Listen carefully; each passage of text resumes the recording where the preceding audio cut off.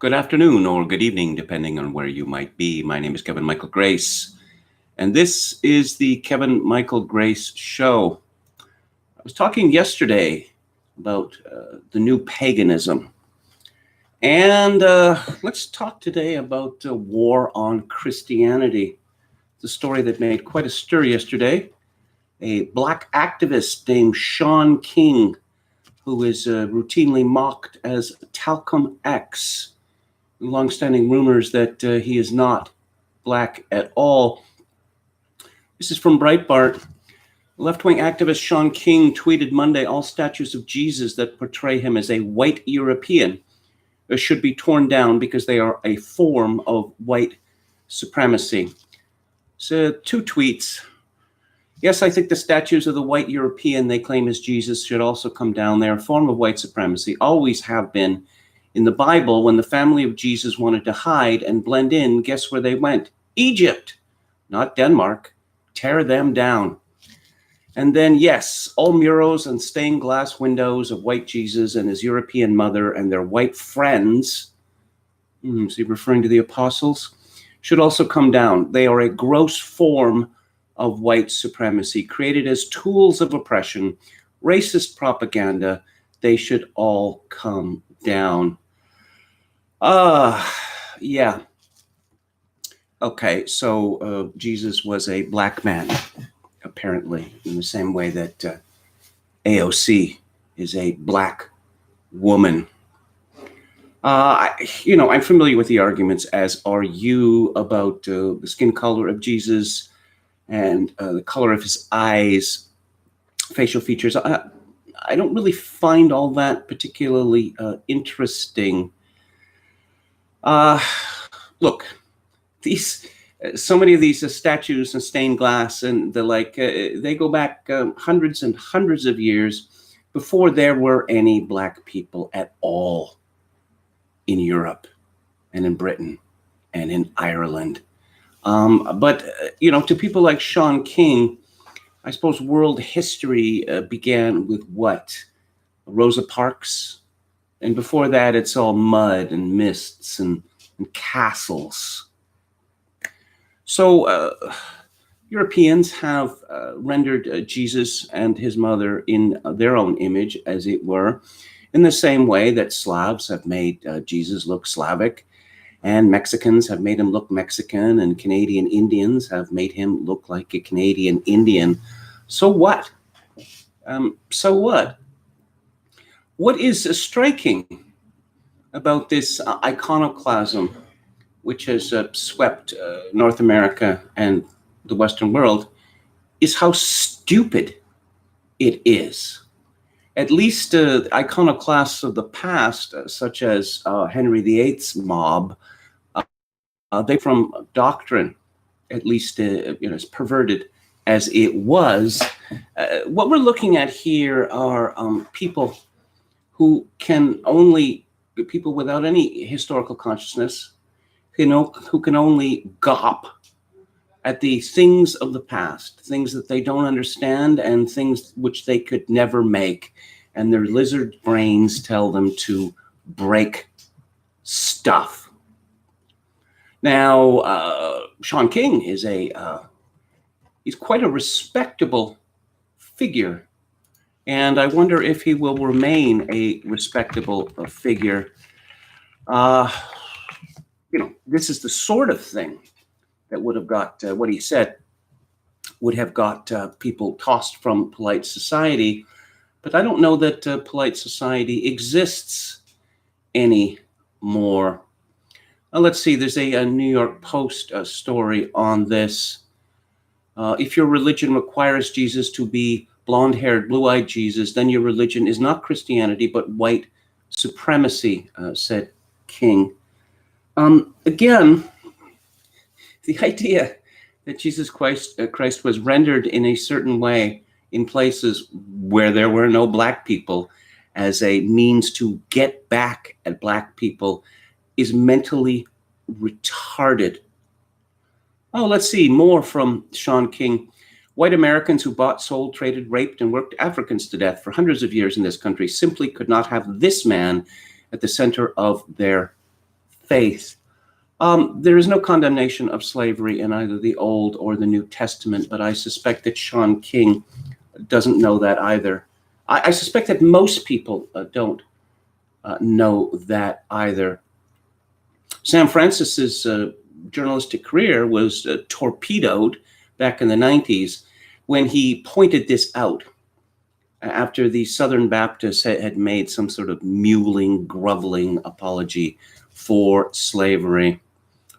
Let's see, received about 20 death threats in the past 12 hours since I said that statues of white European Jesus are a tool of oppression for white supremacy and should be taken down. As well as threats, his tweets were met with ridicule from many online, with one follower asking, "Does it hurt to be this stupid?" Honest question. Along with the claims that he is really white, with his birth certificate listing 2 white parents, the former newspaper columnist has also faced scandals over his financial dealings. He was recently attacked for his botched attempt to recreate abolitionist Frederick Douglass's newspaper, the North Star, as an online venture, and was accused of failing to refund $27,500 in donations to his shuttered activist organization, Justice Together. We've already had attacks on churches. Historic church in Washington, D.C., St. Patrick's Cathedral in New York City was defaced, but they're just buildings, right? They're just property. So it doesn't matter. I mean, if Sean King is not roundly denounced by whatever serves as the leadership for Black Lives Matter and for, let's say, the Black elite in the United States, then we can take from that they agree with him. This Black Intifada is, it's a lot of things, but one of the things is it's an attempt to instill terror in the hearts of all white people. And it has been largely successful. Hence the groveling and the mewling. And the head of Chick-fil-A actually going down on his knees to shine a black man's shoes? Yes, that really happened. Now, blacks are about 13% of the population of the United States, so it doesn't seem, how would you say, it doesn't seem right somehow for them to decide that they're going to run everything now. But on the other hand, you know, when I look at their attacks on Hollywood, I think, yeah, let's fire all the white actors and actresses. Let's just have them all replaced by black people, not persons of color, because that itself is a racist form of white supremacism, which seeks to subsume noble black people in a larger, more amorphous group.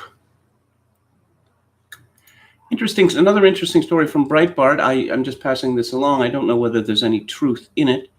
It's by Thomas Williams. Exiled Chinese dissident Guo Wengui alleged this weekend the Chinese Communist Party allocates $2 billion a year to pay off the Vatican for its silence concerning Chinese atrocities. In a June 20th interview on The War Room, Mr. Guo said the CCP earmarks massive sums each year to win the allegiance of foreign countries, including the Vatican, Italy, and Australia.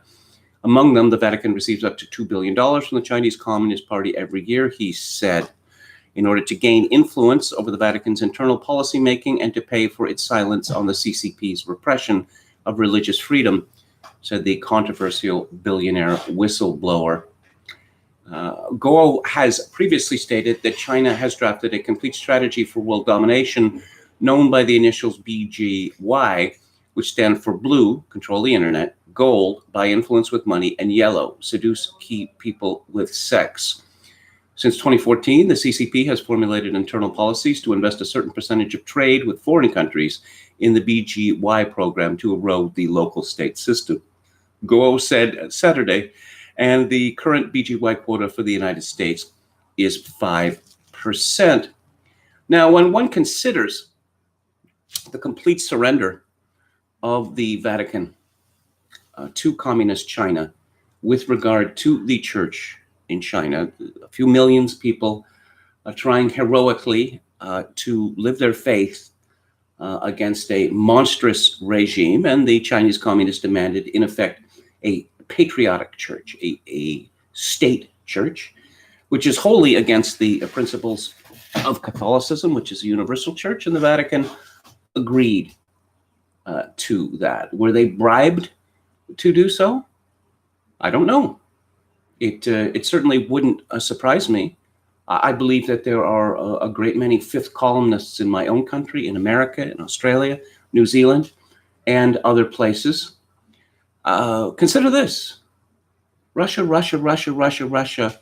And, okay, there was nothing to Russiagate, but we still hear people carrying on about Russia, including pollster Bruce Anderson today, spewing outright lies about Russia.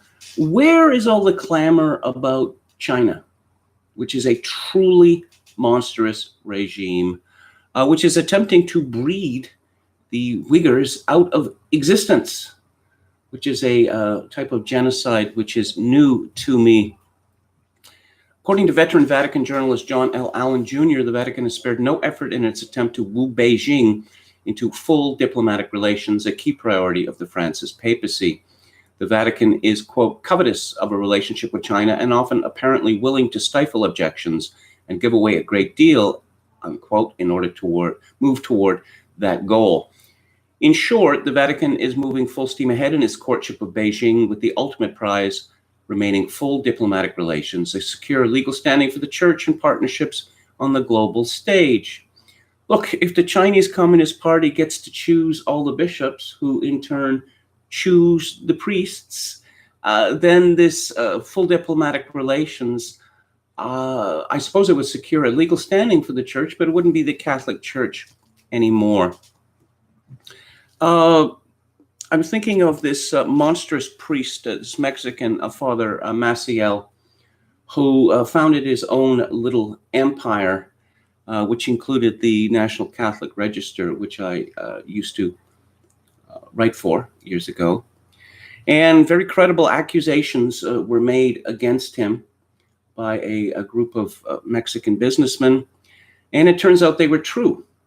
But Pope John Paul II, who was allegedly a saint, protected Maciel for the length of his papacy. It was only when Benedict became Pope that this monster was dealt with. And we found out later that part of the reason for this is, John Paul II, he was an actor before he became a priest, and actors are vain. And they are hardly ever immune to gross flattery. But it turns out that the Pope's private secretary was being bribed by Maciel. A lot of these people, years ago, a friend of mine from Eastern Europe, there had been a change, or there had been a demand by the elite that the leader of that country must be replaced because he was an absolute disgrace. And he told me that he had sat down one day and worked out just how much money it would cost to buy off every journalist in his country. Admittedly, it's a small country. And it turned out it wasn't that much money. When you see people who claim to be liberals, who make excuses for the Chinese Communist Party and its atrocities, you have to ask yourself why they are doing this.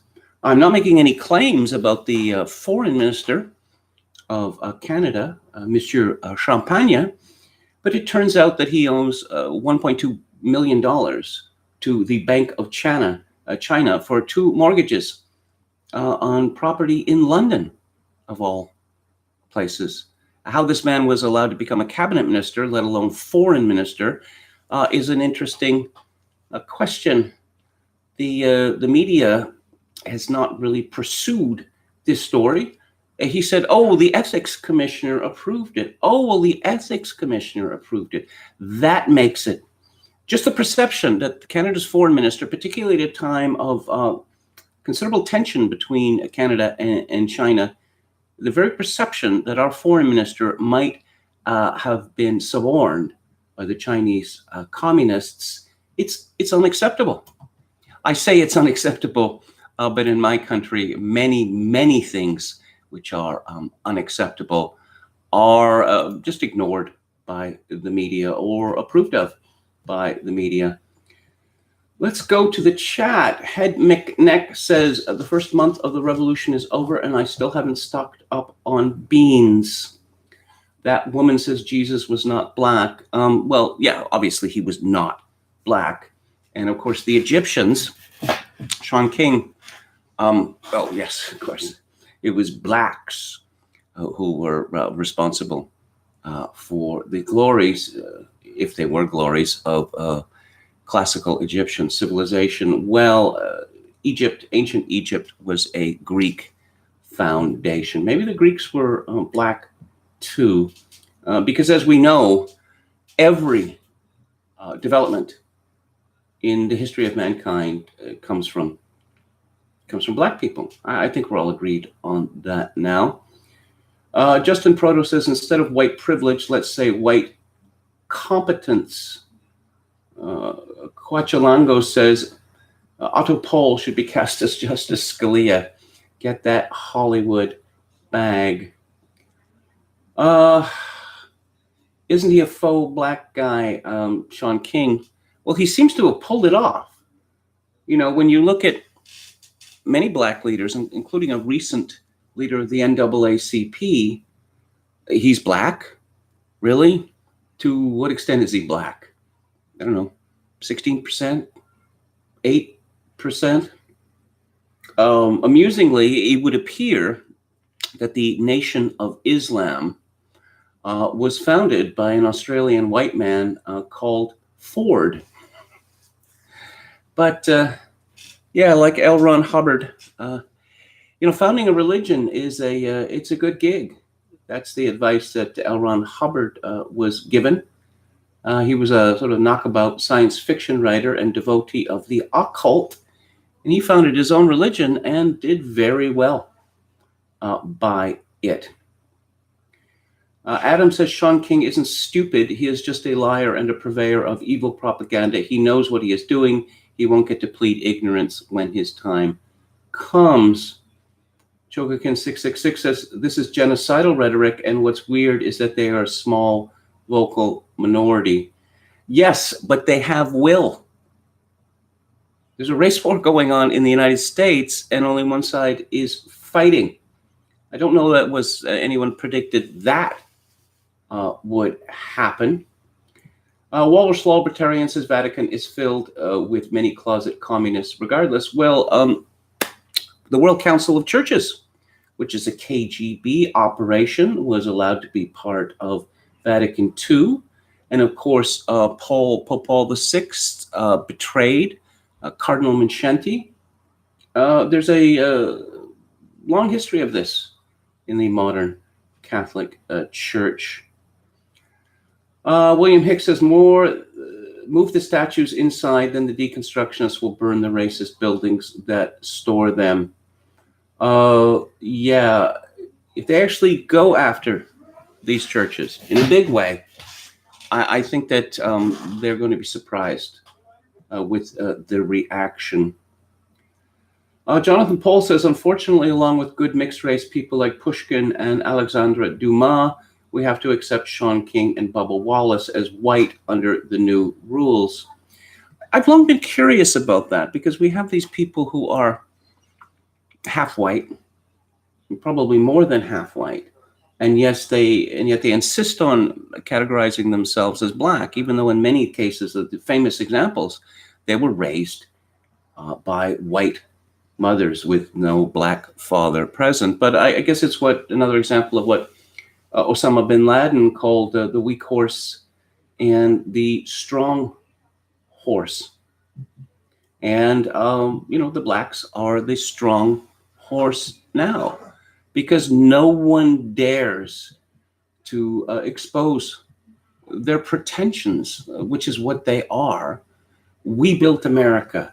We invented everything. Oh, it's our labor that keeps the country going, et cetera, et cetera, et cetera. It's It's childish and ridiculous, but they are getting away with it. Okay, let's get back to it. The war on Karen, or Karens. There seems to be a significant disagreement about what constitutes a Karen, because I thought that it was a Puritan lady, typically a white Puritan lady, the kind of people screaming at other people to wear masks and don't get within 6 feet of me. And, oh no, my children are not going to go to school unless it's perfectly safe. Those kind of people. But there is another definition of Karen, which seems to be a white person that black people and their allies do not like. There's a viral video today about some woman having hysterics because some black man who's filming this is making various charges about her, cutting her off in her car, flipping him off, and she is screaming in fear. Well, he is saying, "There's the license plate," etc., etc. And his name is Carlos Dillard. This piece of Ben Sixsmith writes, "This piece of trash is selling T-shirts to try to make a buck out of scaring a woman into thinking she would lose her livelihood and reputation. It's just a grift." And I'm looking at a T-shirt here. I have, crossed X'd out, had a black husband. Ben Sixsmith also says, "This slimeball used to pose as a based gay black MAGA guy, but pivoted to repeatedly needling people on film in an attempt to go viral among the woke crowd, and it paid off. 41,000 retweets from drooling losers who think being a middle-aged white lady is a crime." Well, yes, that's where we are. That being a middle-aged white lady, or an old white lady, or perhaps a young white lady who is walking her dog in Central Park, they're criminals. They are criminals by virtue of their race. That's where we have ended up. And all of these, I think it's beginning to dawn on these white allies that the people that they worship want to destroy them. Matt Walsh tweets, "This Karen thing has essentially become an excuse to harass and humiliate middle-aged white women. By the way, would it ever be acceptable to make a mocking meme out of a stereotypical female name in a different race? No, obviously not. If not, why is Karen okay?" Well, apparently Twitter has ruled on this, that the use of this epithet to mock, humiliate white women is perfectly acceptable. Let's see. Andrew Sullivan tweets, "Everything now rigged to propagandize critical theories about race, gender, etc. Everything to go through this prism. No dissenting voices allowed. This is what victory against liberalism tastes like." Well, exactly. And I have to pat myself on the back and say that I was ahead of the curve on this, because I've been saying for quite some time that liberalism is dead, because liberalism believes in things like free inquiry, free speech, that sort of thing. There's no need for free inquiry anymore, because all of the truths have been discovered. And anyone who stands against or doesn't show sufficient enthusiasm for the truths that have been defined by the progressives is an evil person and must be dealt with. For years, conservatives, and I'll have something to say about conservatives a little later, have had great fun with the nonsense that has been going on with regard to structuralism and postmodernism and critical theory in universities. They thought it's all very amusing. But that didn't stop them, paying tens of thousands of dollars to have their own children indoctrinated with these poisonous ideas. And now the chickens are coming home to roost. Why has everything gone crazy so quickly? Oh, you think that Richard Weaver wrote a famous book called Ideas Have Consequences. The conservatives, they don't believe in ideas, and so they're constantly shocked by events. And I'm sure people in the Catholic Church no, why are they turning on us? We've been sucking up to these people for years. Father Jim S.J. explicitly compared George Floyd to Jesus Christ himself. Well, it's never enough. It is never enough. Oh yes, and I'm looking at the Karen thread on Twitter. I hate when this no-lip Karen problematic ass bitch starts running her gums. Karen was watching me as I took these photos.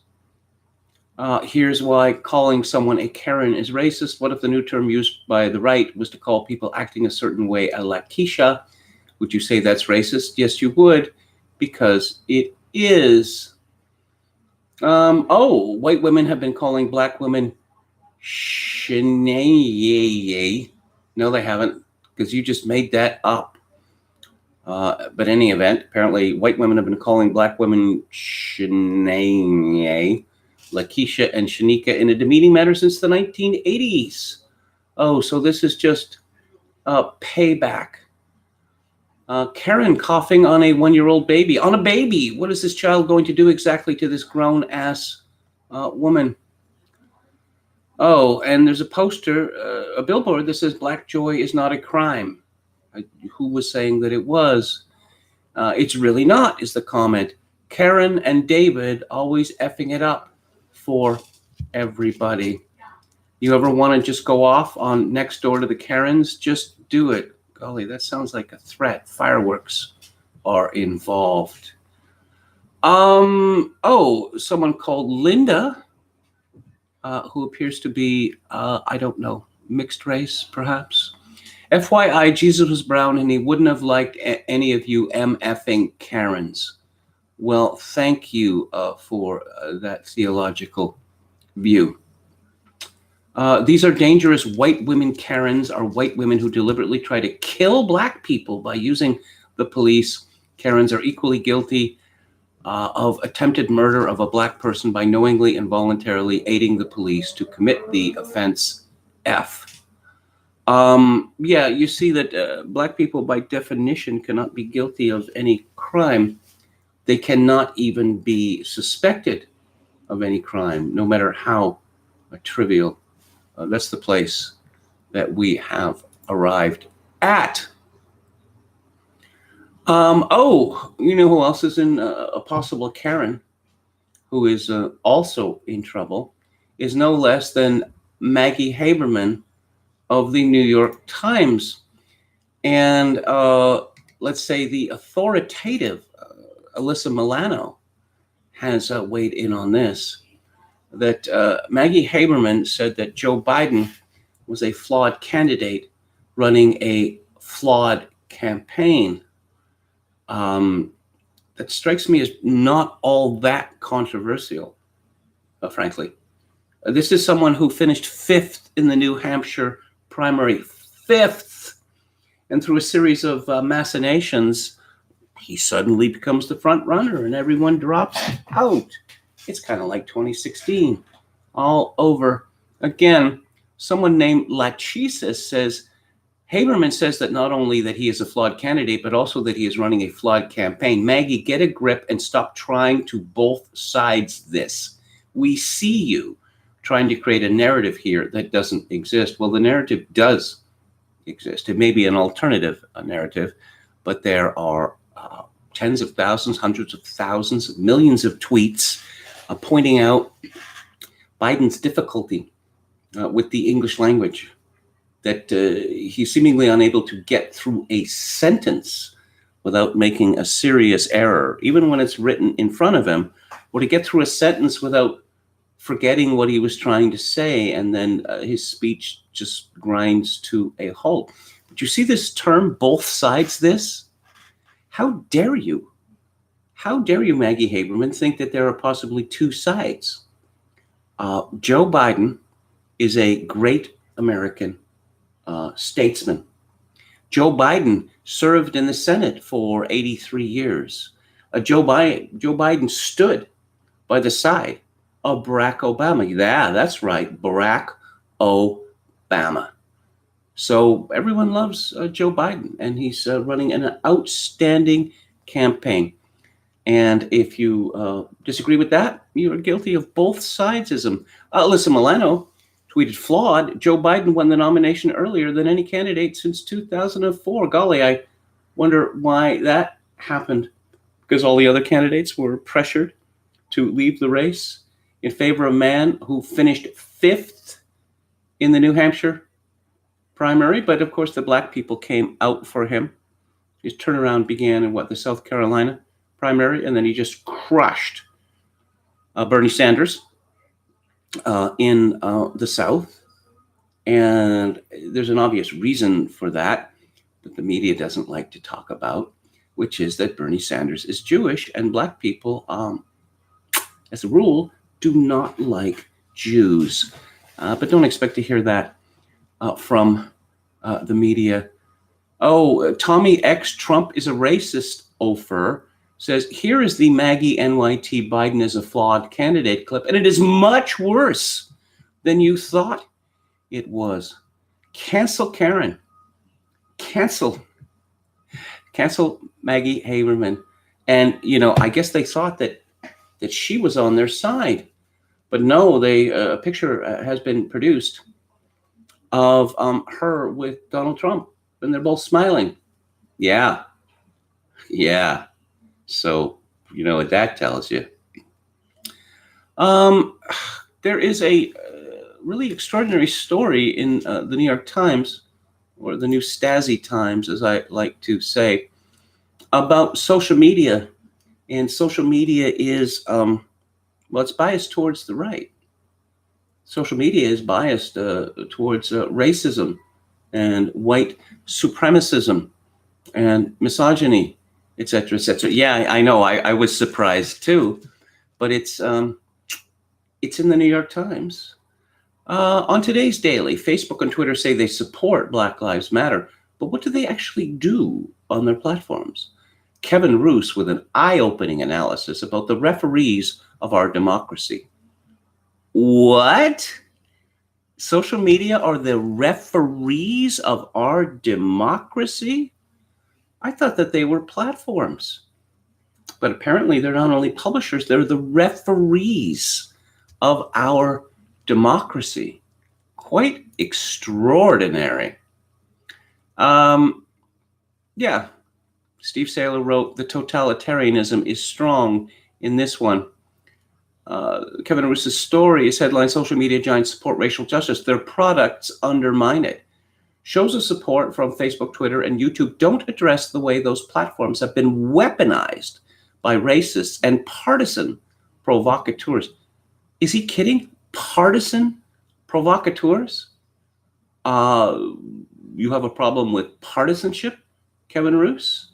So then I guess you would be against the Democratic Party, and you would be against people supporting Joe Biden because he is the presumptive Democratic candidate. I don't think that people know what partisan means anymore. Oh, it means something bad. No, it means something specific. Kevin Roose is a technology columnist for the Times. His column, The Shift, examines the intersection. Ooh, intersection, that's good. Of technology, business, and culture. You can find him on Twitter, LinkedIn, Facebook, or Instagram. Several weeks ago, he writes, as protests erupted across the nation in response to the police killing of George Floyd, Mark Zuckerberg wrote a long and heartfelt post on his Facebook page denouncing racial bias and proclaiming that Black Lives Matter. Zuckerberg, Facebook's chief executive, also announced that the company would donate $10 million to racial justice organizations. A similar show of support unfolded at Twitter, where the company changed its official Twitter bio to a Black Lives Matter tribute And Jack Dorsey, the chief executive, pledged $3 million to an anti-racism organization started by Colin Kaepernick, the former NFL quarterback.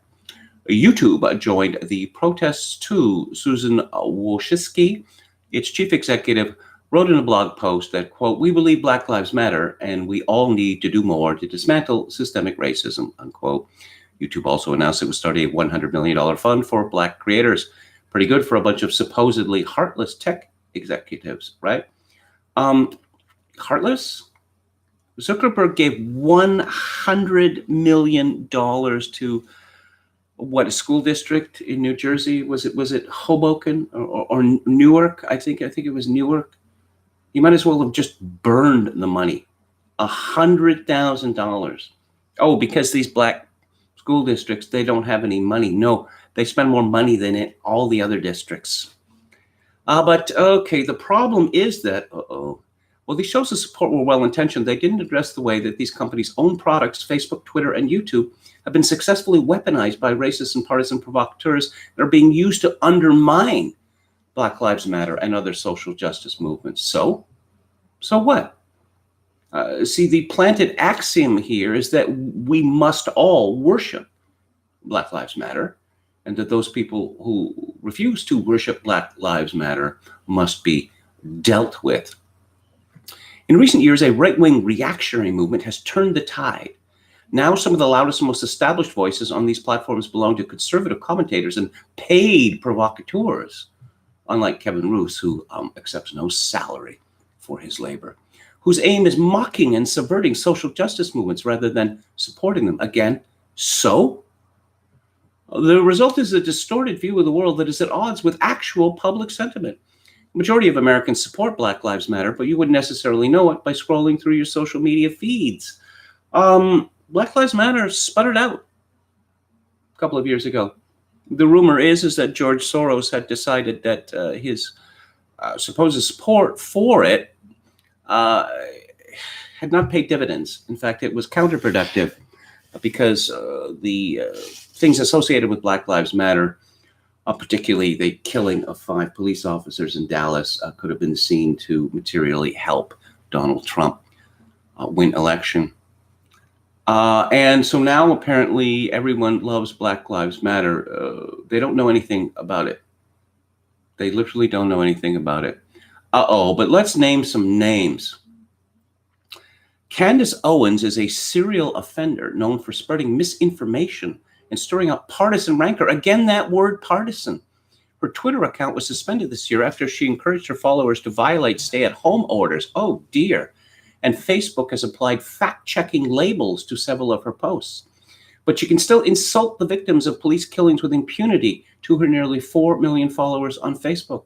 So can other high-profile conservative commentators like Terrence K. Williams, Ben Shapiro, and the Hodge twins, all of whom have had anti-Black Lives Matter posts go viral over the past few years. Yeah, Twitter's trending topic sidebar, which is often gamed by trolls. No, it works the other way around. It's been documented again and again that there are certain things that Twitter does not want to be trending, and so it fiddles. It fiddles with the algorithm, or it simply manually removes them from your list. So it's gamed by trolls looking to hijack online conversations. It's filled up with inflammatory hashtags like White Lives Matter. Inflammatory hashtags like White Lives Matter. And Whiteout Wednesday, often as a result of coordinated campaigns by far-right extremists. Coordinated campaigns? Oh, so what happened after George Floyd got limited? That was just completely ad hoc. Was it? In some ways, social media has helped Black Lives Matter simply by making it possible for victims of police violence to be heard. Yeah, Michael Brown. Never heard anything about that guy after he was limited. No, there was a terribly obscure story. And it's not like the New York Times, didn't write the 173 stories about the gentle giant. Just the gaslighting here. It's, I don't know, I would call it Soviet, but it has moved beyond that. We might never have seen the video of Mr. Floyd's killing without social media, or known the names of Breonna Taylor, Ahmaud Arbery, or other victims of police brutality. Yeah, Donald Trump apparently got into trouble for pointing out that this is not a one-way street. But there are reasons. There are perfectly good reasons for black on white violence. And if you talk to anyone from Black Lives Matter or any of their allies, they'll tell you. They will tell you. Saylor concludes, a couple of decades ago, we had a utopian system on the internet in which nobody monopolized crucial choke points on public debate. Who thought it was a good idea for a handful of rich people like Zuckerberg, Dorsey, or Wojcicki to get vast power over free speech? Well, yeah, we know. We know who thought it was a good idea. Scott Alexander. He had a blog called Slate Star Codex, and it's gone now because the New York Times was going to dox him. Steve Saylor reports. This New York Times staffer is a white man of apparently only moderately woke views, the kind of liberal most in danger from the mob. I don't know this, but he may have thought that getting Scott canceled for CrimethInc could save his job for a while. People are doing pretty desperate things these days to save their careers. In general, don't trust reporters' spin of what slant their upcoming article about you is going to take when they're trying to wheedle you into cooperating with it. Don't cooperate. Don't cooperate. No. I mean, you can be as, polite about it as you like. Sorry, but I must decline your kind offer to be interviewed. As simple as that. Because these people are looking to hurt you. And I don't know why Scott Alexander wouldn't understand that from the beginning.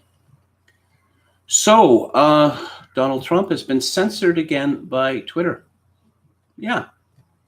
The tweet is there under a veil, but you can't like it or retweet it. You can't comment on it because it is it's against Twitter's standards. Yeah.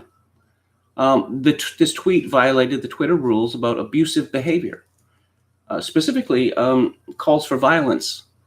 Now, there are many, many calls for violence against white people. In fact, I got into it with a K-popper over the weekend, and this person asked how it was that I still had my teeth. Seems kind of abusive behavior to me. I'm not a squealer, though. However, Twitter has determined that it may be in the public's interest for the tweet to remain accessible. So let's have a look at this tweet and just see just how incendiary it is. Quote, "There will never be an autonomous zone in Washington, D.C. as long as I'm your president. If they try, they will be met with serious force." So in other words, Twitter has censored the president of the United States for the heinous crime of pledging to uphold the law. But I guess, Referee Jack decided to give Trump a yellow card, because Referee Jack he's in charge. He makes the decisions, or his team, his algorithms make the decisions about what the president of the United States is allowed to say. And saying that breaking the law, that actual insurrection is going to be punished with force. No, we can't have that because, it's against Black Lives Matter or against the spirit of Black Lives Matter, which is not acceptable. Let's see. I wanted to talk about Lynn Beyak, Senator Lynn Beyak, Canadian senator. She was an early victim of cancel culture because she had said things about residential schools to the effect that they were not the worst thing in Canadian history.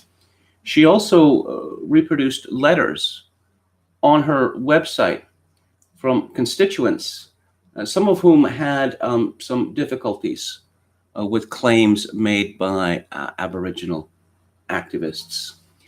And so she was sentenced to a struggle session. The first struggle session was deemed to be unsatisfactory, so she was sentenced to another struggle session. Now, she was appointed to the Senate by the Prime Minister, and apparently there's an ethics committee which has the power to suspend senators or evict them if they don't like their political views.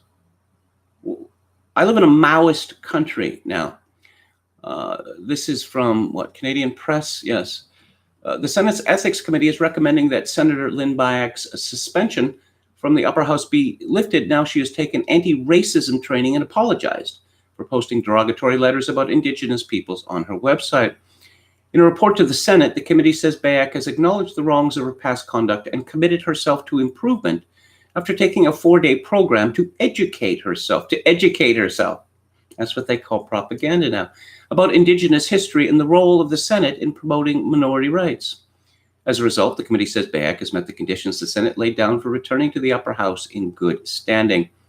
She was kicked out of the Conservative caucus, those cowards. More on conservatism later. And eventually suspended without pay in May 2019 after refusing to remove the offensive letters from her website. The suspension ended automatically when Parliament dissolved for last fall's federal election. But the Senate voted in February to suspend her again because while she had finally apologized, she still hadn't completed an anti-racism course. Bayak took the course in May. It was led by Jonathan Black Branch, the Dean of Law at the University of Manitoba, and involved 7 instructors, some of whom were Indigenous. 7 instructors. The committee notes that, quote, one educational course alone may not yield attitudinal changes on Indigenous matters or informed behavioral changes. But based on Black Branch's evaluation of Bayak's conduct during the course, the committee concluded that she was engaged in the required process, was willing to learn, and did indeed learn. In a letter of apology tabled earlier this month in the Senate, Bayak apologized again and said that the anti-racism program made more clear and distinct to me the adverse impact caused by posting the letters. The Senate's ethics officer concluded in March 2019 that 5 of the letters in particular contained racist content, suggesting that Indigenous people are lazy, chronic whiners who are milking the residential schools issues to get government handouts. I won't comment on that. I will say that it was made the law in Canada that anyone who attended a residential school who makes a claim of having suffered abuse gets a payout from the government, a substantial payout. They don't have to prove anything. They just have to make a claim. The Ethics Committee deemed her initial apology to be perfunctory and her first stab at cultural sensitivity training a fiasco. That training was provided by the Ontario Federation of Indigenous Friendship Centres, which cut it short after concluding Bayak had no interest in confronting her opinions about Indigenous peoples. In her most recent letter of apology, Bayak says she now understands how hurtful her conduct was and expressed her gratitude to the education program organized by Black Branch. Quote, I learned a blunt lesson in understanding and compassion that just because people rise above the harm they have suffered, it does not soften the raw edges of hurt and distrust. I have learned new ways of advocating that are tactful, compassionate, and respectful, and once again, apologize sincerely and unreservedly for my hurtful actions and wrongful conduct. Did a gin-scented tear roll down her cheek as she proclaimed her love for Big Brother? What a disgusting country Canada has become. You know, Americans complain, and they're right to complain, but it could be worse. It could be a lot worse. Who else is facing cancellation? Bill Simmons, the famed sports writer. And who's going after him? Why, the New York Times. It seems as if the New York Times is determined to destroy all other media outlets. It's almost as if they have a vested interest in being a news monopoly. After staff members at The Ringer complained of the lack of diversity on the company's dozens of podcasts, the site's co-founder, Bill Simmons, said in an interview, it's a business. This isn't open Mike Knight. Oh dear, oh dear, oh dear, oh dear. Yeah. So someone called Joseph Stash says, gave his teenage daughter a podcast, has his son on many podcasts, employs his nephew as a producer, gave 2 podcasts to a friend whose main personality is I enjoy eating food. But yeah, bro, this isn't open mic night. Dave Schilling tweeted, I really didn't want to say anything about this, but then I read it. Every single quote in here makes my blood boil. David Dennis Jr. The thing about people like Bill Simmons that's so infuriating is that they had a blank canvas. He wasn't taking over a company. They didn't have anything to undo or free themselves of. They had the resources to create whatever world they wanted, and that world was white. And white people, boo!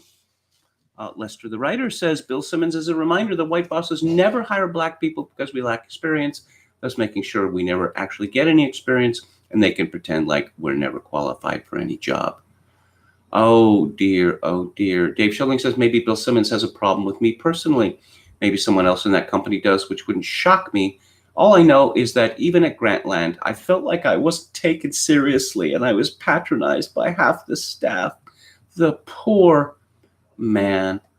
Poor man. But, you know, perhaps all of the podcasts, the major media podcasts, should be just exclusively black.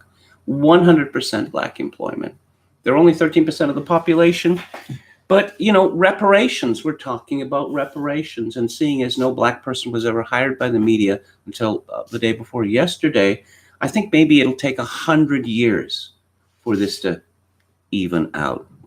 And again, look forward to the ratings. Getting fired for liking conservative tweets. This is another Canadian story. It's from Lindsay Shepherd, who got in serious trouble because she defended Jordan Peterson. I think that's what it was. There's so many of these cases in Canada that it's hard to keep up. If you like a tweet featuring basic mainstream Republican talking points, the radical left will come after your job. This is what happened to the University of British Columbia Board of Governors Chair Michael Korenberg, who apologized, why, and resigned after leftist activists, media, and academics disapproved of tweets that he liked, which included tweets from Dinesh D'Souza and Coulter and a happy birthday greeting to President Trump. Dinesh D'Souza is the creep who got Sam Francis fired at the Washington Times. He'd found himself in a little bit of trouble himself. No, look at this guy over here. He's far worse than me. This fellow, he apologized, groveling apology, and I have some sympathy for him. Well, maybe I don't, all right? Because all of these groveling apologies do is to whet the revolution's appetite for fresh blood.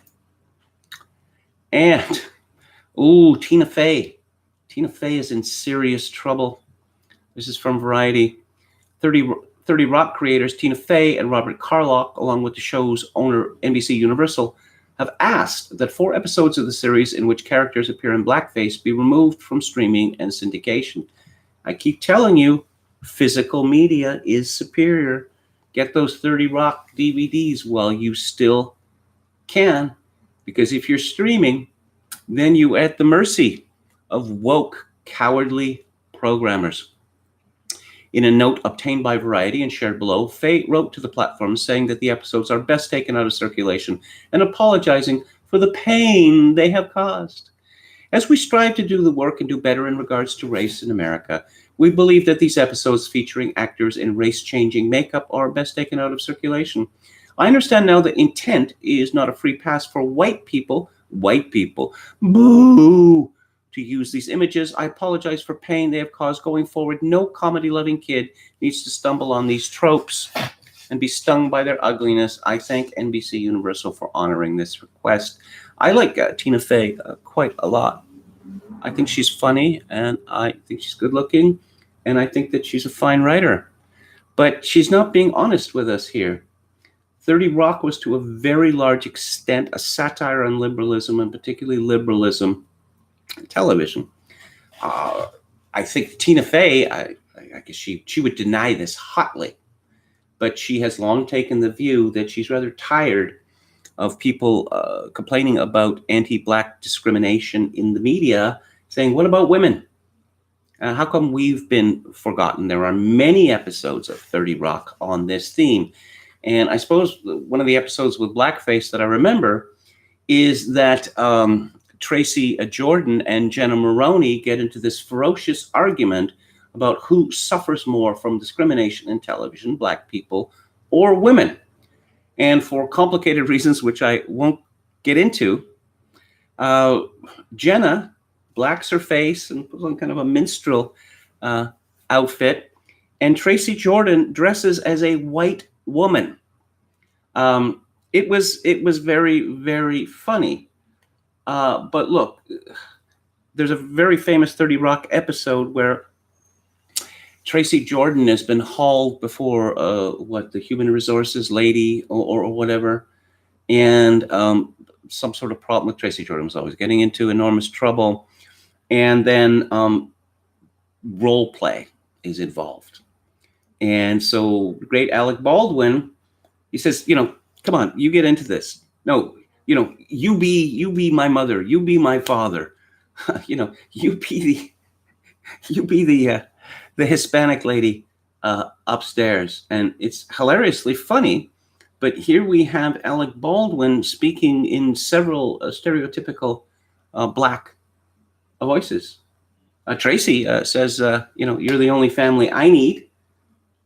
He seems to be happy enough with it. But how long before that episode is yanked? Because again, look at the premise of 30 Rock, is that this was a show made, the show within the show, The Girly Show, was a show by women for women. And Jack Donaghy is the new boss, and he decides this isn't working. We need some star power. And so he gets Tracy Morgan, who was formerly a big movie star. It's just terrible, terrible, exploitive movies. Honky Grandma, that sort of thing. Honky Grandma be trippin', that sort of thing.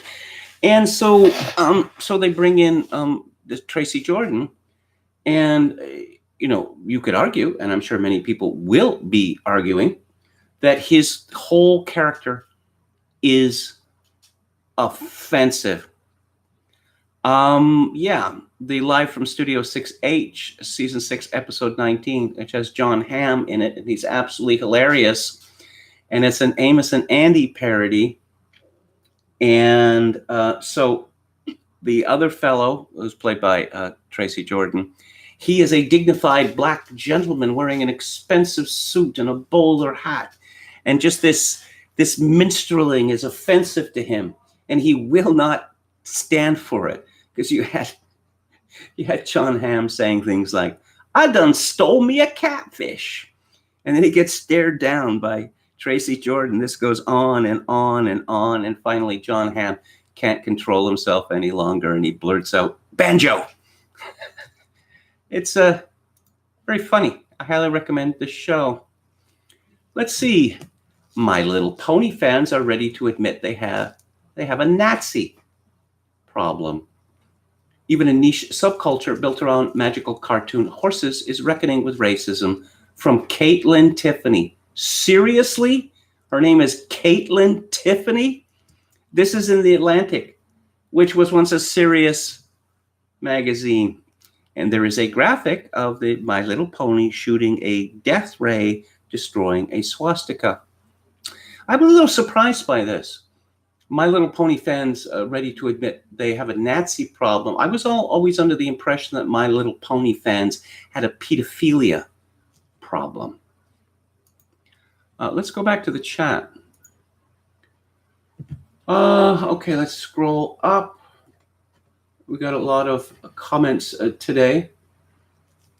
Okay, speaking of which, I saw an interesting picture of Mitt Romney's extended family, including his adopted Black grandchild, says MCT. Jules Roy says, conservatives always seem 2, even 3 decades behind, never notice threats until it is too late. Well, as I like to say, every slippery slope argument has been proved to be true. But I don't like to use slippery slope arguments because it concedes defeat in a fight which is not yet over. Oh, if we permit gay marriage, then the next step, wait a minute, we haven't even permitted gay marriage yet. And you're already moving on to your next defeat. Okay, let's see. Kevin, what are your memories of the war on women in 2012, and how would you rate the mad anti-racism of 2020 in comparison? I'm struggling, that's from William Hicks, I'm struggling to remember what this war on women actually was. Was it something to do with Mitt Romney and his binders full of women? I've forgotten it.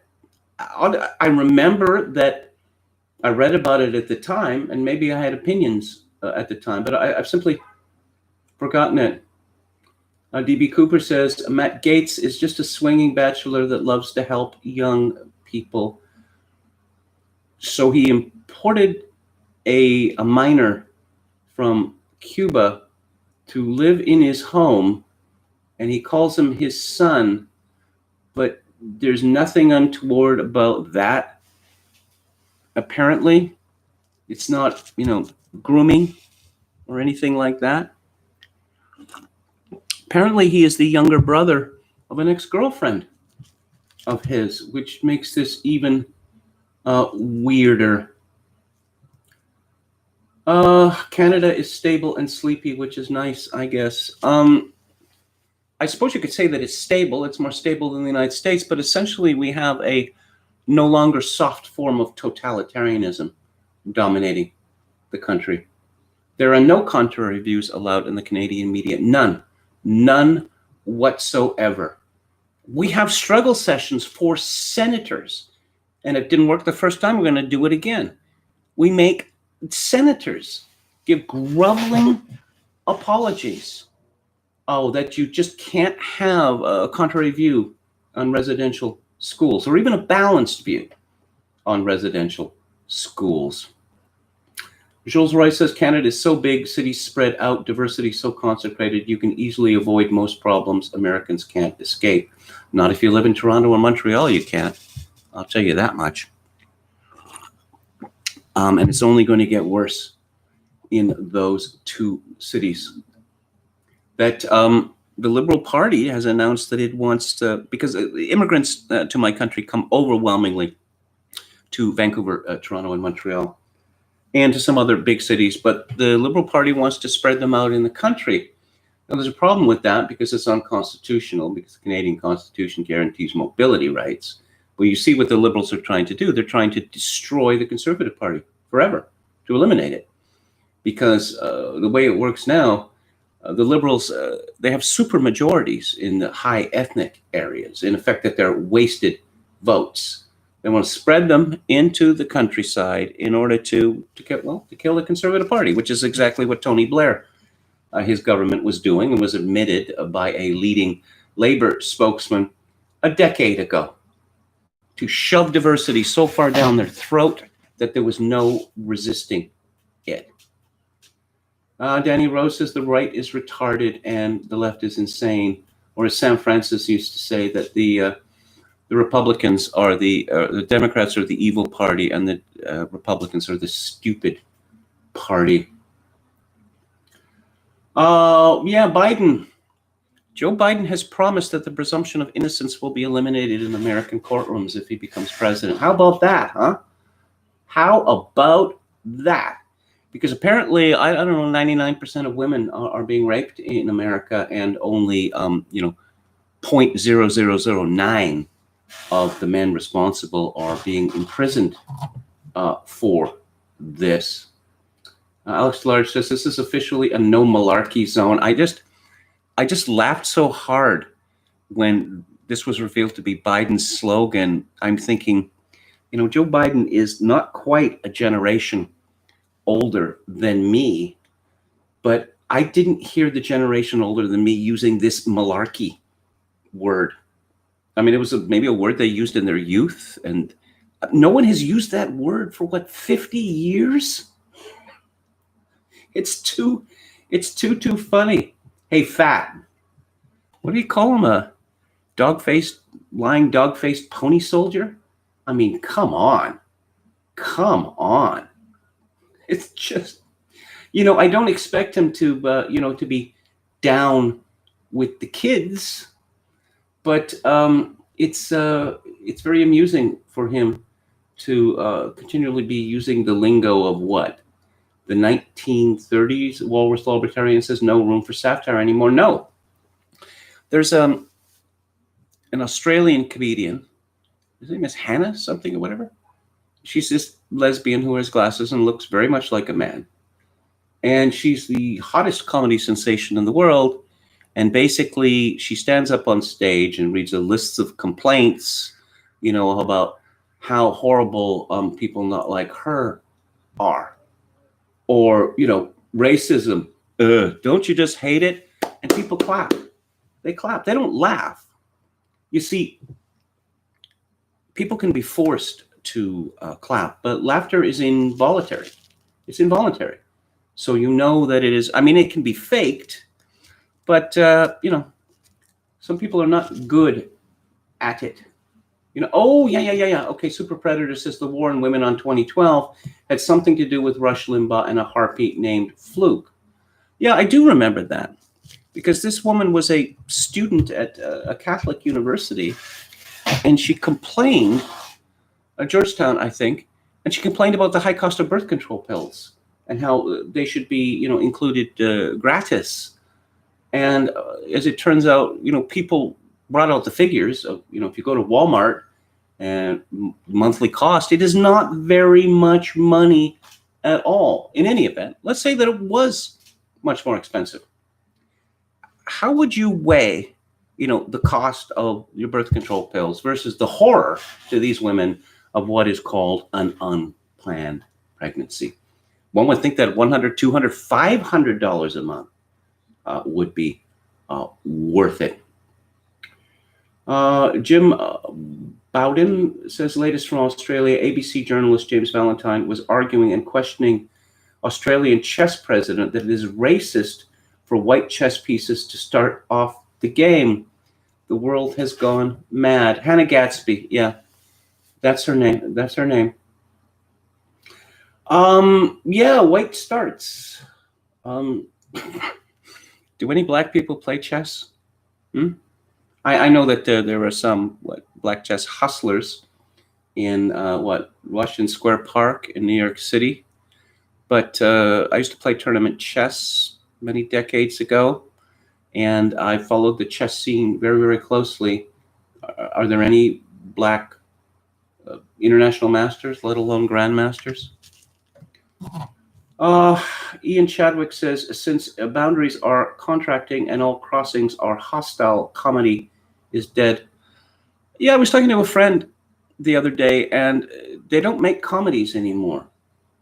There always has to be, something else going on. How about we make a movie and the purpose of it is to make people laugh? Well, I don't know. Perhaps people don't want to laugh anymore. Perhaps laughing is suspect. Oh, in the meantime, in the midst of the war on Karens, this is from Breitbart, New York City shootings have surged to the point they are now 358% higher than they were at this time last year. NBC4 reports that data released Monday showing there were 55 shootings in the last week compared to 12 for the same week in 2019. Over 70 people were injured in the shootings, with victims varying in age from 16 to 47. On June 1st, Breitbart News reported shootings had risen sharply during Monday to Friday of last week. The increase in numbers came after the NYPD disbanded its plainclothes anti-crime unit. The NBC report notes the shootings continue to pile up over the weekend, but New York City Mayor Bill de Blasio indicated no support for bringing back the anti-crime unit. Quote, "We are not going back to the bad old days when there was too much gun violence in the city, nor are we going back to the bad old days." What? The New York Post quoted an anonymous law enforcement officer to the change. This paragraph is just a disaster. Anyway, Someone in law enforcement said this is what the politicians wanted. No bail, nobody in Rikers, cops not arresting anyone. From what I've read about Rikers Island prison, it is so awful that their arguments have been made that imprisoning people there for any length of time is cruel and unusual punishment. And I think I agree with that. Okay, we talked about, yes, let's talk about conservatism here. There's a fellow called Guy Benson, and I guess he is a big deal in true conservative circles. Ooh, Fox News' Guy Benson admits he is gay. Who is his husband? I don't know. Yeah, he is openly gay. And what would that have anything to do with being conservative? Well, as I've mentioned before, gay is not the same as homosexual. Homosexuality is an activity, whereas gay is an ideology. Apparently, it's immutable. You're born with it at birth, and it is the most important thing about a person. It defines them. As I say, it's a revolutionary ideology, and conservatives are not supposed to believe in revolutionary ideologies. But he was born in Saudi Arabia, curiously enough. He styles himself Guy P. Benson. He doesn't, that's just so odd. It's just so odd. Let's see. Yeah, he has been involved in conservatism for a long time. Townhall.com, Hot Air. He wrote for Andrew Breitbart. At National Review Online. He was on the Hugh Hewitt Show. He had a book with married Catherine Ham, another true conservative big wig. Yeah, gay rights is not something that dominates my attentions or my passions. Yeah, okay, then why do you call yourself gay then? It's not required. But the reason I mention this is that Guy P. Benson is very upset with Donald Trump. He tweeted yesterday, by the way, POTUS just casually amplified a few random context-free vids of black-on-white assaults for no apparent reason other than being like, what about this? Super. Yeah. The conservatives want to gaslight you.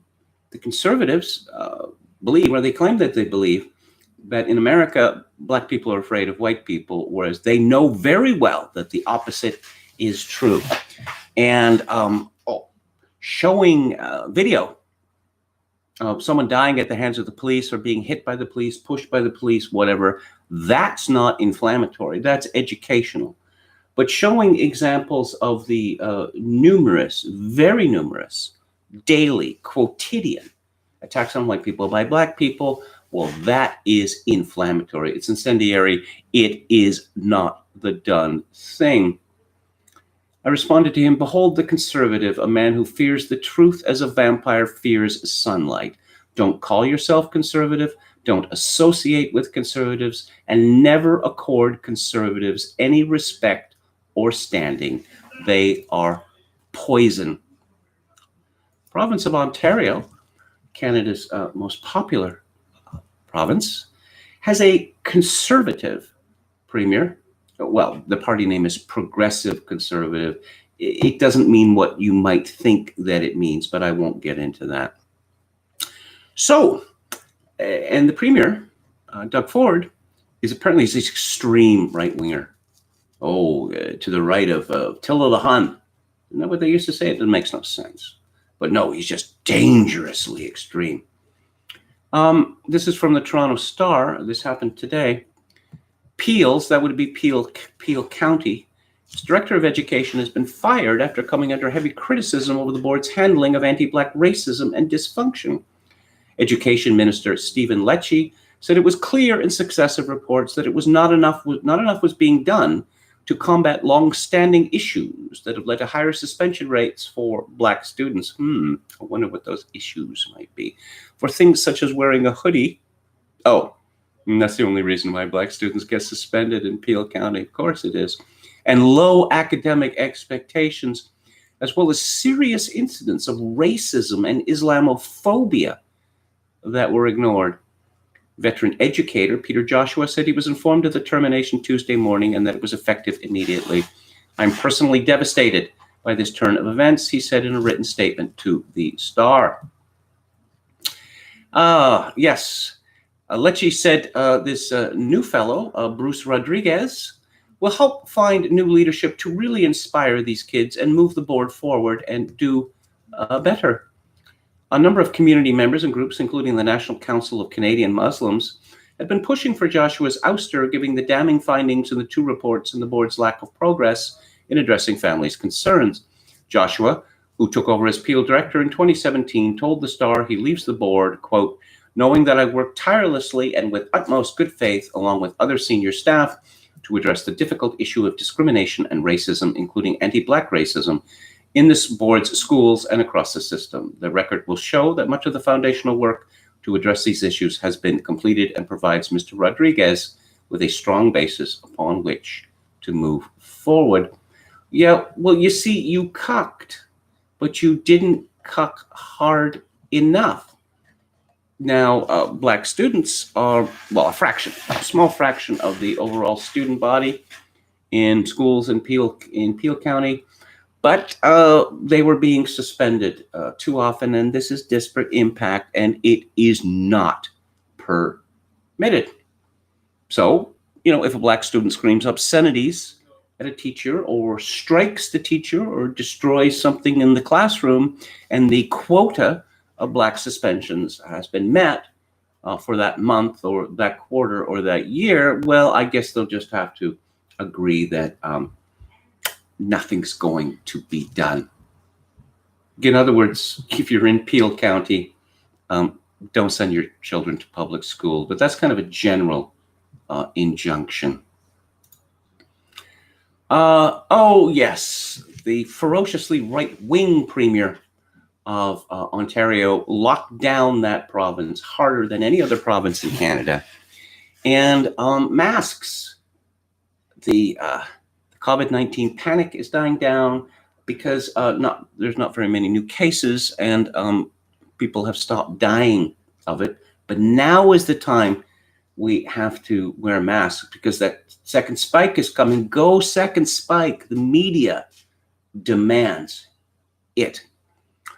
Robert Benzie reports asked about the no mask, no service policy. Premier Doug Ford said people should wear them. Dr. David Williams, who's a medical expert, a health bureaucrat who Ford amazingly called the commander-in-chief, says better if voluntary. When you're out, you take precautions to protect yourself, but says local medical officers could opt to make masks mandatory. Well, Doug Ford is wearing a mouth diaper, and Ontario is still largely locked down, beginning, today? You can eat on a patio in a restaurant. Can't eat indoors. It's absolute madness. But such as being a right-winger in Canada. Oh, someone named Sarah Colera says, make masks clap mandatory. It's not to protect you as much as it is to protect everyone else from you. They're not thinking about immunocompromised people and just trusting people's judgments. That is hazardous. Mask saves lives.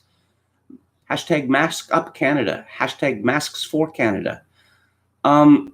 Yeah, Dr. Fauci was arguing against masks, as was Theresa Tam, the Chief Medical Officer of Canada. And there is no scientific consensus on whether masks are efficacious. I'm not talking about medical professionals and those people in nursing long-term care facilities. I live in a windy city. Victoria is at the tip of a peninsula, so there's water on three sides. And it's often, the winds gusting. How often, the ferries get grounded, say, because the winds are that high. Or the seaplanes are grounded. And it was quite windy over the weekend, and I was out walking around, and I saw all of these people wearing masks. The wind is gusting up to what, 40 miles an hour, and you're wearing a mask? Why would you wear a mask outdoors? It's absolute madness. And I don't know. People aren't talking about COVID-19 anymore because something more exciting is happening. And I keep having this feeling, and I keep being disappointed that, oh yeah, we're just going to forget that this ever happened because it's terribly embarrassing what did happen. And we'll just, go back to what we did before. Now, where I live in Victoria, which is on an island, which is significant, it's been far less crazy here than in the rest of Canada. There were 3 deaths in Vancouver Island. 3, and 169 deaths in the whole of British Columbia, population 5.1 million. Absolute madness. Oh, yes. So, of course, Twitter is censoring the President of the United States because he pledges to uphold the law. And someone from the Cato Institute says that the Cato Institute isn't in the business of criticizing private companies for making legal decisions. Cato is concerned with the size and scope of government. My colleagues and I are more concerned with government regulation than who a company chooses to associate with. I responded to him, libertarianism is weaponized autism. Ben Domenech had commented, it seems that not a single commenter from Cato or the American Enterprise Institute supported us or criticized Google for deplatforming. In fact, the opposite. Hernan Cortez tweeted, libertarian autists don't like big government because it could oppress you, but don't mind big business actually oppressing you. Complete idiots. And I will ask the question again, what is the purpose of the First Amendment? The purpose of the First Amendment was to guarantee free political speech in the United States. The purpose of the First Amendment is not to say, oh, well, we don't care if there is no political free speech in the United States so long as it is monopolies making the rules. No, the founders wanted political free speech because they thought that it was healthy. They thought that it was essential to liberty. But who cares about liberty? If Google decides that some person must be unpersoned, or what Network Solutions decides that VDARE is going to lose its license. Frank Meyer was a senior editor of National Review, and he invented this idea called fusionism in the 1960s. And it was a very successful idea because it transformed conservatism. Fusionism is essentially a merger between conservatism and libertarianism, and they could not be more different. They could not be more different. Libertarianism it's a materialist philosophy. It is a deadly enemy to what used to be known as conservatism. But it's all about money. It's all about the worship of mammon. And to hell with conservatives. Imagine Director of Education fired for insufficient kowtowing to Black Lives Matter. Blair Nathan, who is a fan of this show, I know, he tweeted, among those actions that can be taken by decent, peaceful people seeking change, one of the most essential and inalienable is this. Don't let the bastards who rule you get away with pretending to have your consent or respect. I think KMG Victoria, that's me, has made this point as well. Yeah, there's no reason for us to be to kowtow to these people, to be even civil to them. And I suspect that if our elite, particularly the conservatives among them, knew how much they were despised, it might shock some of them into sensibility. Can we talk about Bubba Wallace now? And let's look at some conservatives. Nikki Haley. who is the Sikh woman who, some people, conservatives, think she could become president, elected president in 2024. This is what she tweeted about Bubba Wallace, who is the only black NASCAR driver, and some Trump supporter, apparently, I believe this is what Bubba said, put a noose in his garage in order to terrify him, perhaps to drive him out of NASCAR. Nikki Haley tweeted, "We should all stand with Bubba Wallace today against the cowards who secretly put the noose in his garage stall. Watch your back, cowards." Ooh, tough talk from Nikki. Bubba has a bigger army than you do. Hashtag hate won't win. Hashtag we stand with Bubba. Ben Shapiro, or Zionist Milhouse, as he has been called. Despicable on every level, obviously. NASCAR must have cameras. Find the culprit and punish them. Well, you know where this story is going, right? You know where this story is going. That is a hoax. It was a hoax. The FBI had 15 agents working on this. 15! And there was a press release today. Joint statement from U.S. Attorney J.E. Town and FBI Special Agent in Charge Johnny Sharp Jr. regarding the noose found in NASCAR Bubba Wallace's garage at Talladega Super Speedway. On Monday, 15 FBI special agents conducted numerous interviews regarding the situation at Talladega. After a thorough review of the facts and evidence surrounding this event, we have concluded that no federal crime was committed. The FBI learned that garage number 4, where the noose was found, was assigned to Bubba Wallace last week. The investigation also revealed evidence, including authentic video confirmed by NASCAR, that the noose found in garage number 4 was in that garage as early as October 2019. Although the noose is now known to have been in garage number 4 in 2019, nobody could have known Mr. Wallace would be assigned to garage number 4 last week. The decision not to pursue federal charges is proper. After reviewing all available facts and all applicable federal laws, we offer our thanks to NASCAR, Mr. Wallace, and everyone who cooperated in this investigation. This is a lie. It's not a noose. It is a rope. It is the end of a rope. It's attached to a garage door. You know, the noose is like this big, right? It's to put your fingers through. And they're still calling it a noose. We hear a lot about white fragility. Yeah, well, I think that black fragility is very much more to the point. David Pinson tweeted, the FBI has been caught completely flat-footed by coordinated Antifa BLM riots across the country, but it managed to allocate 15 agents to investigate the Bubba Wallace fake news story. And, okay. Yeah, apparently NASCAR was just gobsmacked by this hatred. We are one family, one NASCAR. Oh, isn't that sweet? The drivers feel very strongly that they want to show their support of Bubba. NASCAR President Steve Phelps told reporters he's a member of the NASCAR community. He's a member of the NASCAR family.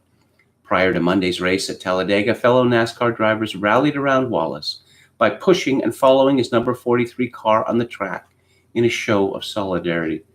I think that they should preemptively name him the winner of all Winston Cup events. Don't you think that would be fair? Sure, there was no noose, and this was obviously fake from the start, but this is just indicative of the climate of anti-Black hysteria, of hatred in the United States, that people would believe such an obviously phony story. Bubba has suffered, and he shouldn't suffer anymore. Again, he should be named the winner of all Winston Cup races before they are held.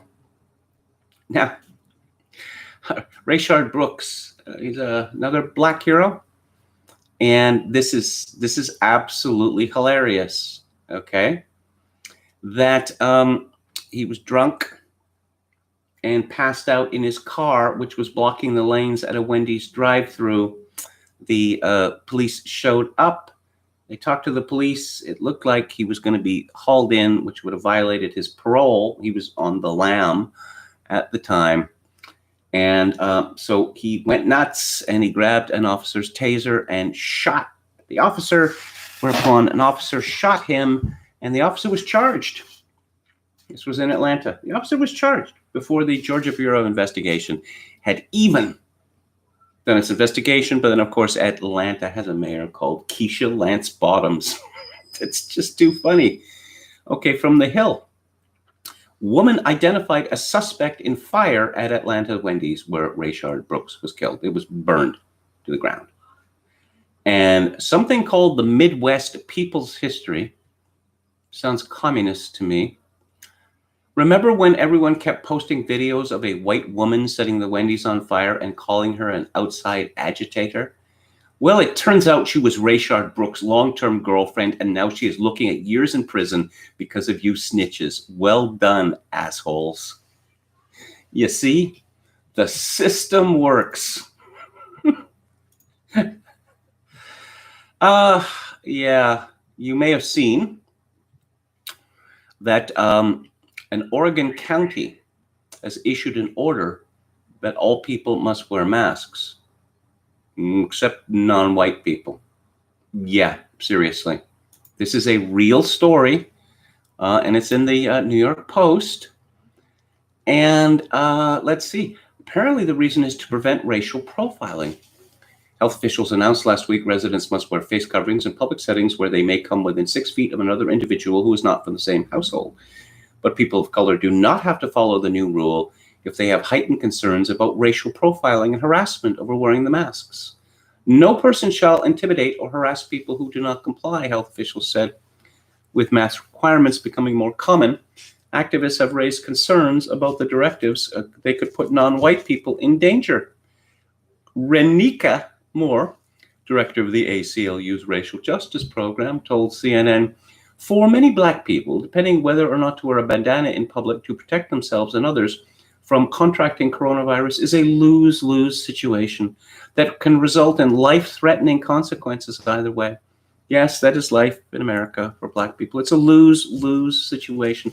They just can never catch a break. The white man is always keeping the Black man and woman down. Trevon Logan, who is Black, said orders to wear face coverings are basically telling people to look dangerous given racial stereotypes that are out there. You could get a mask, a cheap mask. You don't have to wear a bandana. This is in the larger context of Black men fitting the description of a suspect who has a hood on, who has a face covering on. Logan, an economics professor at Ohio State University, told CNN, it looks like almost every criminal sketch of any garden variety Black suspect. Golly, that sounds like a stereotype. Now, Lincoln County, all right. And I thought, I got a feeling about Lincoln County. And so I went to Wikipedia, and Wikipedia is very good at demographic information. And as of the 2010 census, there were approximately 184 Black people in Lincoln County, Oregon. That is 0.4% of the county population. Talk about a pampered minority. That in a county with so few Black people, like 184, they're effectively racially profiling they're racially profiling themselves. 184 people in a whole county? I was thinking last night about us and them. And it's, the them is winning. The them it's destroying Western civilization. And I was wondering, why they have been able to get away with it. Why we are supine in the face of this threat. And I think it has to do with a difference between, let us say, European people and the rest of humanity. The difference between us and them is we are curious and we have empathy. They think that these qualities make us stupid and weak. In the long view, they might be right. Because European people are constantly seeking to understand other people. For instance, oh, you were angry. Why are you angry? Tell us why you were angry. What can we do to assuage your anger? And as it turns out, it's become wholly destructive, because you should wait for the dust to settle before getting involved in empathy studies. Because, this word existential is tossed around a lot. This is truly an existential struggle that is going on, because make no mistake, these people mean to destroy Western civilization. And they intend to impose communism, the stupid version, on us.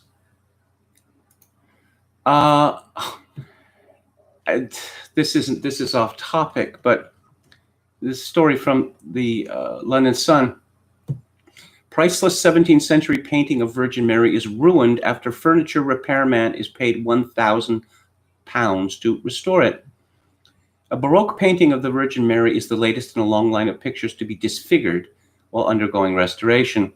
A private art collector is said to have charged €1,200 by a furniture restorer to have the Bartolomé Esteban Murillo's painting of the Immaculate Conception cleaned and repaired. This was a Murillo?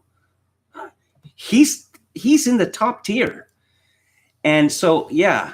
So I have this painting, which is worth, I don't know, hundreds of thousands of millions of dollars, and I'm going to pay a furniture repairman £1,000 to restore it. Well, as they say, you get what you pay for. Yes, it rather looks like a Picasso after this fellow is done. Things did not go as planned, and the face of the Virgin Mary was left unrecognizable, even though 2 attempts to restore it to its original condition were made. The botched restoration job has echoes of the Monkey Christ 8 years ago, when a devout parishioner attempted to restore a painting of Christ on the wall of a church in the northeastern Spanish town of Borja.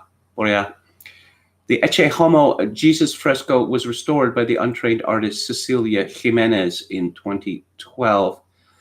I have a big problem with restoration because it is based on assumptions. It was based on a particular assumption that we know what the painting looked like after it came down off the easel, and we don't. Now, paintings become dark, through smoke from candles and dirt. But there's the question of varnish. And it seems likely that most of these paintings had varnish put on them to make them less bright, make them less brilliantly bright. The Sistine Chapel was supposedly restored some years ago with Japanese money, and it looks lurid and disgusting now. And I refuse to believe that it looked like that in Michelangelo's time, unless we are proceeding from the assumption that Michelangelo was color blind. Like this, it's like this so-called authenticism in music. Oh, I see. We know what symphony sounded like in Mozart and Haydn's day. No, we do not know what they sounded like. We're going to bring back these crippled instruments, which are impossible to keep in tune, and we are going to, I don't know, I back in the early days before I learned better of the so-called authentic movement, or the vegetarians, as Pinchas Zuckerman calls them, I bought a set of Haydn symphonies conducted by Derek Salomons, and honestly, the strings sounded like scalded cats. It was horrific, but no, it's authentic. Well, as Kingsley Amis pointed out, the quest for authenticity is always to be resisted. Let's go back to the chat here. Ricardo Williams says, I have a PayPal and I expect you whites to send me money. Brandon Smith says, conservatism has got to go because the rulers have decided that you aren't even allowed to keep what you have. Well, that depends. It depends on whether you're a member of the elite. It depends on whether you're a member of 1%. Because, remember the rule, privatize the profits, socialize the risks. Ricardo Williams says, I deserve at least 50% of KMG's super chats. My ancestors built this channel. I've been thinking about that, and I'm getting close to 1,000 subscribers, which I believe will enable me to be eligible for super chats.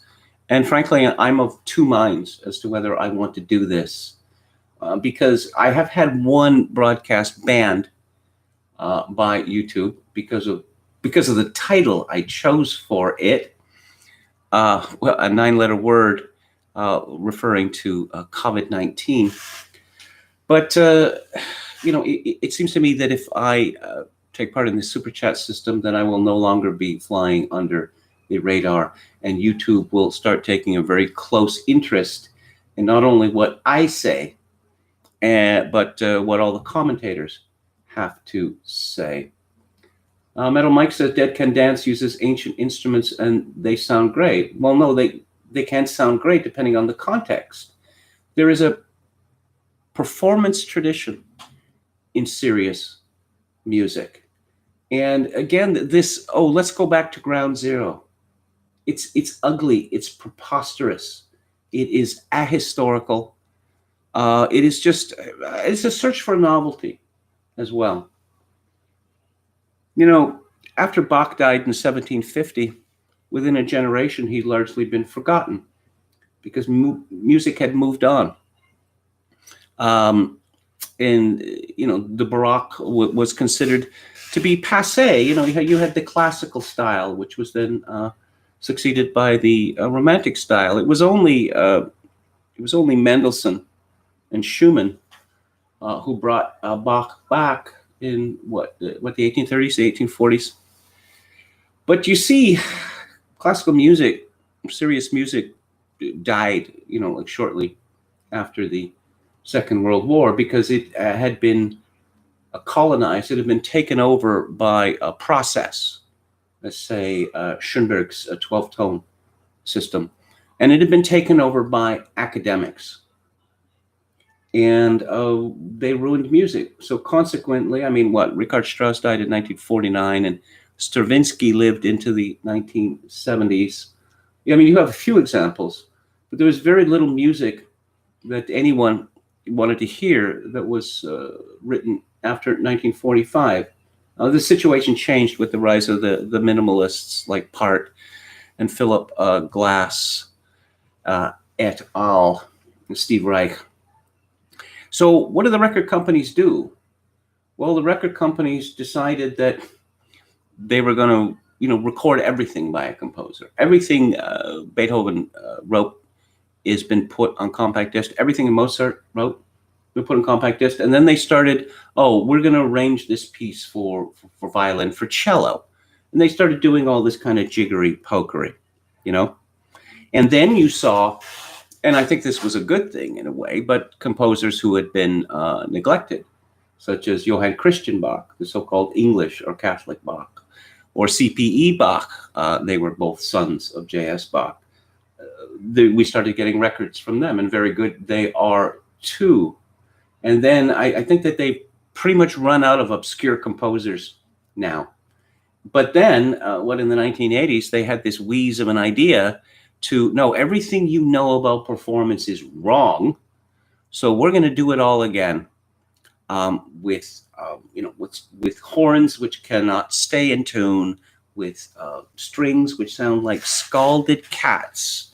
And, you have to take this seriously because this is authentic and it has a theory behind it. And I'm sad to see that even the editors of the Penguin Guide to Classical Music, which was my standby for decades, they became seduced by this. Chogokin 666, Beethoven was Puerto Rican. Let's see. Danny Rose, top three. Rafe Vaughan Williams, Claude Debussy, Alan Hovannes. Alan Hovannes, didn't he write like hundreds of symphonies? And there's one, I don't know, maybe his first symphony, I think, which is somewhat popular. I do like the English music of the 20th century very much. Of course, before the 20th century, you'd have to go back to, say, Bird and Purcell, you know, that the British are amusical, they used to say. And I guess, you know, they were for hundreds of years until Edward Elgar. Let's see. Okay. Classical music was stolen from Africa. Yes, indeed. Yes, indeed. Everything was stolen from Africa. Chogokin 666 says Baroque valveless coronet is pretty cool. Okay, Chad Chadson, our moderator, says entropy is great, no censorship. Okay. Danny Rose says mediocre artists are terrified of kitsch. I'm curious what you mean by that. How are they terrified? Are they terrified that they are succumbing to it? Or are, I don't know. I don't understand that. Bob Paxson says orchestra of the Age of Enlightenment use period Pacific instruments and they're good. Well, I don't want to get into a quarrel with you. But yeah, I just don't, I can't abide it. I can't abide it for all sorts of reasons, not least the, I don't know, the smugness of the authenticists. Everyone else is doing it wrong. Yeah, you get even Simon Rattle and folks like that, Ivan Fisher and Andras Schiff, who have been dragged into this. You know, there came a point, I don't know, 15, 20 years ago, where classical musicians, even the most famous, were bullied into a position of not resisting the so-called authenticists. Pinka Sukerman is a rare exception to this. So let's talk about Black Lives Matter and Canada. You wouldn't know it watching Canadian television, particularly Canadian commercials, but the Black population of Canada is 3.5%. There were no Blacks to speak of in Canada until the 1970s, particularly the 1980s. 1971, there were 34,400 Black people in Canada at a time when Canada had 21 million people. There is little to no Black history to speak of in Canada, but we are being told exactly the opposite.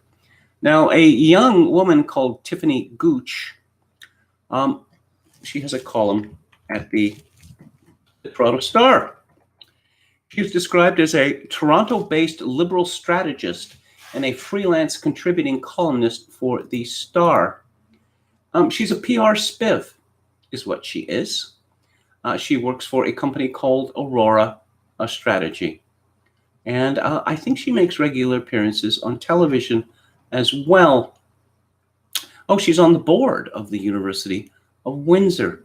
How about that? She seems to be quite a successful young woman. And yet, she writes, in fighting anti-Black racism, stay focused on the ultimate goal, which is justice. Well, who could be against justice? When I was a child, I noticed that my father would smile, nod, and speak to every Black person we passed in public. I'd rather suggest there were not very many Black people at the time, doesn't it? At first, I believed this was an indication of his popularity. Don't get me wrong, my pops is one cool cat. I was making fun of Joe Biden for using the word malarkey. Cool cat.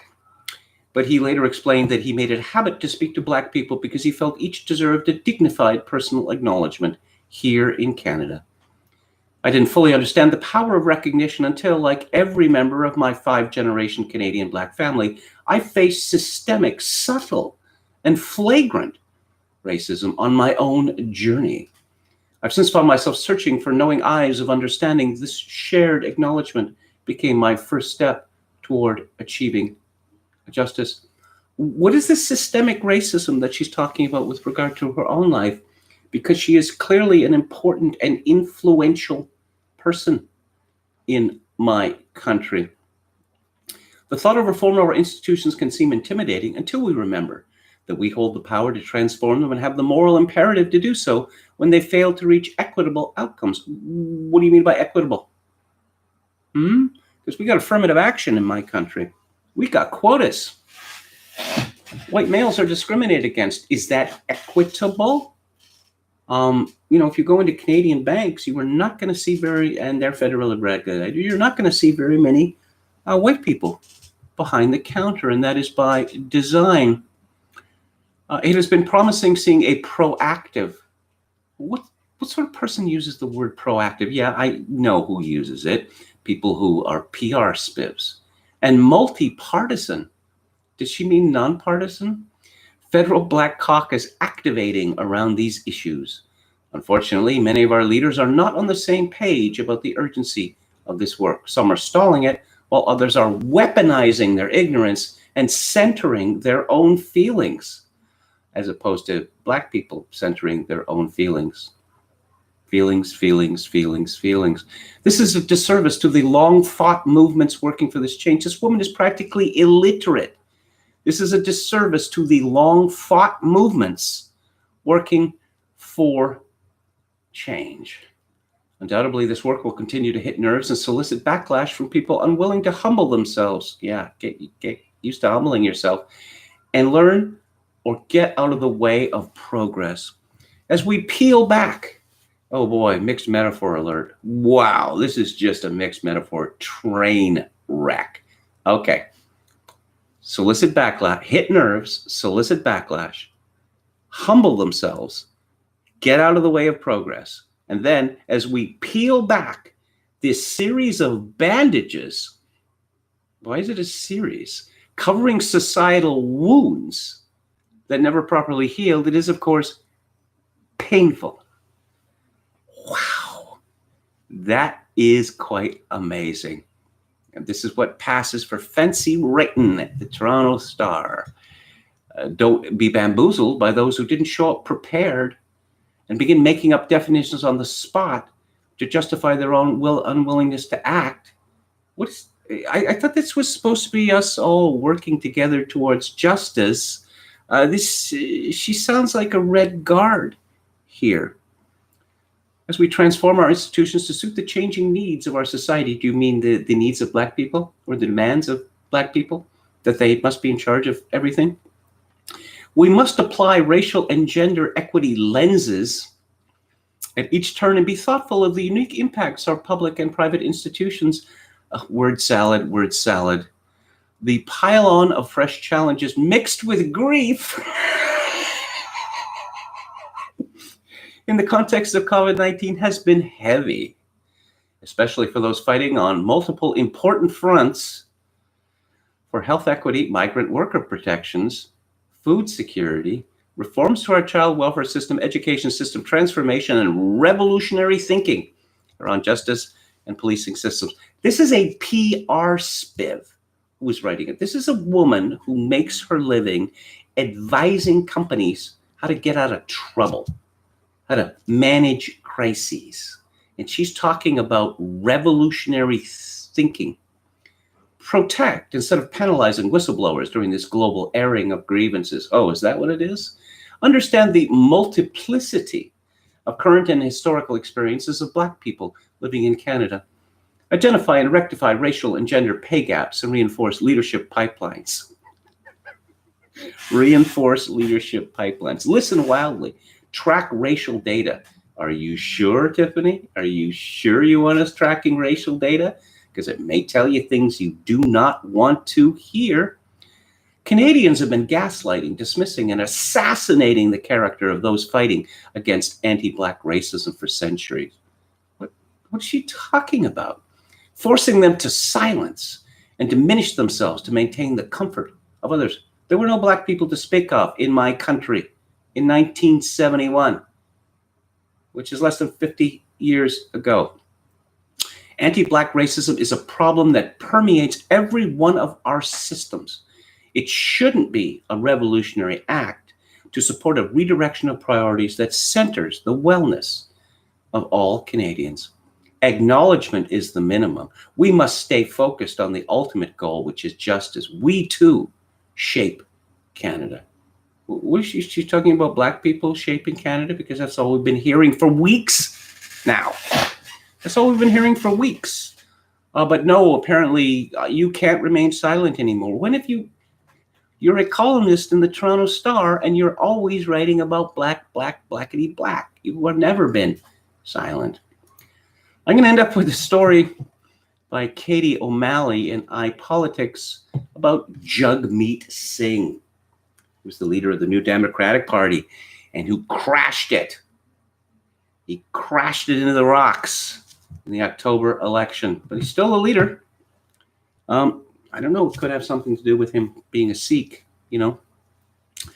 And the column is called Process Nerd. This is an iron law. Never trust a woman who calls herself a nerd. You'll thank me later. Why Jagmeet Singh was ordered out of the House for calling a Bloc Québécois MP racist, and what happens next. It's not every day that a point of order raised in the Canadian Parliament gets picked up by the BBC, NPR, and assorted other international media outlets, but that's exactly what happened with last week's cross-aisle dust-up between New Democrat leader Jagmeet Singh and Bloc Québécois MP Alain Thériault. It's not hard to see why. Given the basic facts of the case, the first ever racialized leader of a major federal political party being asked to leave the chamber after refusing to apologize for calling another MP racist amid ongoing worldwide protests against systematic racism. And I was struck, not for the first time, by this word racialized, ubiquitous. And I got problems with that word. Actually, John Smith tweeted back to me last year, racialized is an insane term. It implies race is something invented by white people and imposed on other groups to their harm, utterly pseudoscientific and wicked notion. Yes, I sent a tweet to Katie O'Malley. You wrote that Jagmeet Singh is the first ever racialized leader of a major federal political party. So many questions. What does racialized mean? Who racialized him and how? Is there a process? And is this process IEEE compliant? I haven't heard back from her. I don't know. I confess that I don't really expect to. But I think it's best to meet pernicious idiocy of this sort, not with anger, but with mockery. Because what these people cannot bear is mockery. Let's see, YT, David, yeah, I remind people to chip in all the time. Kevin_Grace at hotmail.com, PayPal to the man who isn't eligible for reparations. Well, thank you very much. I'm going to mute myself to cough. Yeah, I guess I'm losing my voice here. Let's see. This is it. I think we're done here. Just one last, Jonathan poll. India supposedly has 18 million slaves today. I believe that Saudi Arabia only banned slavery in 1961. I think that's the correct year. How come they're not groveling? What about the reparations for them? They're a very, very rich country, and they don't have all that many people. Anyway, that is the show for today. I'll be back on the air tomorrow at 4 p.m. Pacific, 7 p.m. Eastern. If you like the show or any part of it, I would greatly appreciate it if you would click on the like button and subscribe to my YouTube channel if you have not done so already. Just a reminder that coming up on Theater Thursday this week, I am going to be discussing the first 5 out of 10, obviously, episodes of Krzysztof Kieslowski's Decalogue, or the 10 Commandments. And on the book club, I am discussing a audacious and remarkable work of history, The Fate of Rome by Kyle Harper. Again, if you'd like to support this show, my PayPal address is kevin_grace@hotmail.com. And I'll leave you with the traditional words that in these days of social atomization and civilizational collapse, I do dearly hope that my dear listeners and viewers manage to find a genuine human connection in order to ease the burden. Good night.